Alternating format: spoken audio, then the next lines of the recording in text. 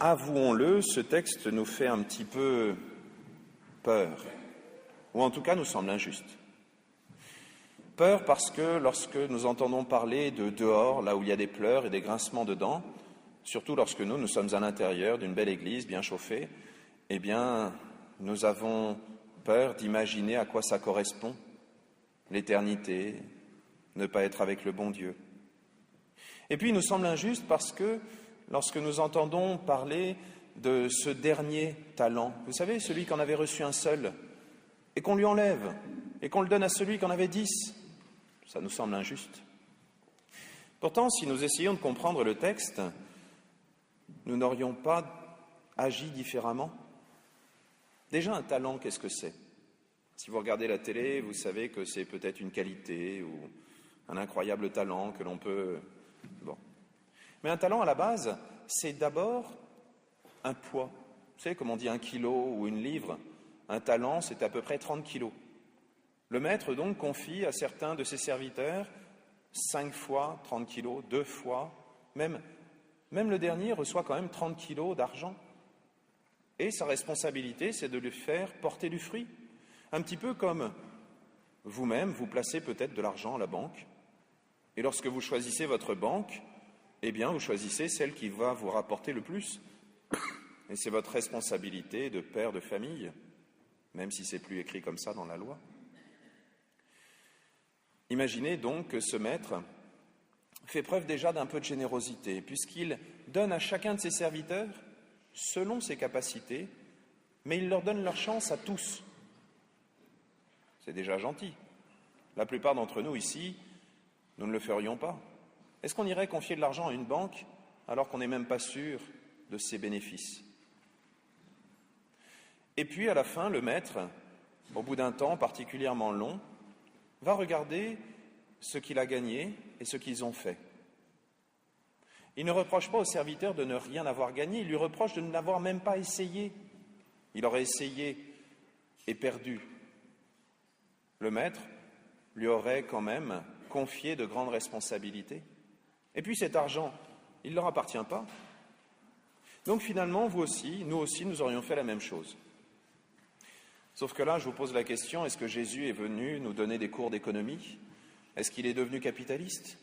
On lui a reproché à d'autres époques d'être communiste. Il ne faudrait pas tomber dans l'autre erreur. Qu'est-ce que c'est donc que cette parabole? Vous avez raison, elle parle de talent, c'est-à-dire de ce que nous avons reçu comme qualité, comme don le jour de notre début d'existence et aussi le jour de notre baptême. Et Dieu nous demande ce qu'on en va en faire. Sauf que, à la fin, nous avons quand même l'impression que Dieu est en train de faire les comptes. Or, Dieu n'est pas un comptable, parce que sinon, c'est même pas la peine d'arriver à la porte du paradis. Les comptes seront toujours dans le rouge.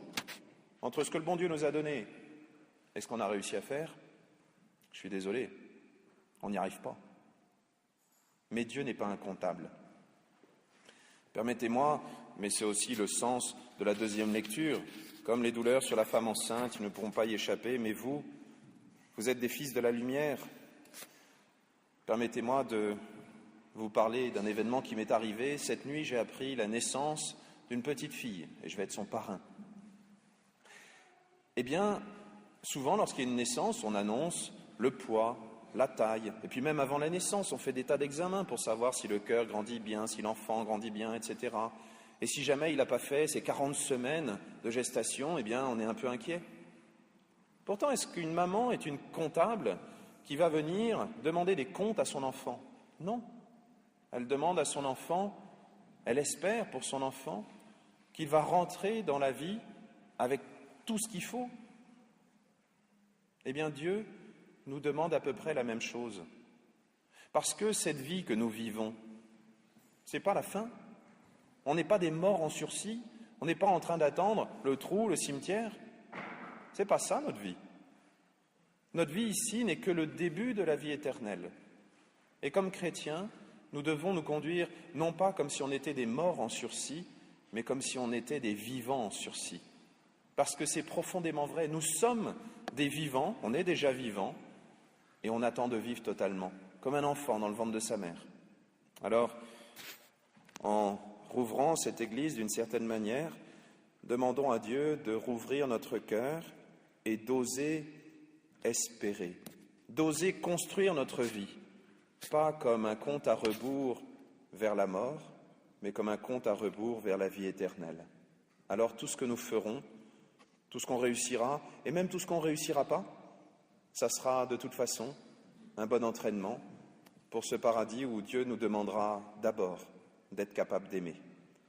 Demandons-lui, pendant cette vie, d'être capable d'aimer, de pardonner, d'apprendre à le connaître et le faire connaître à nos frères. Amen.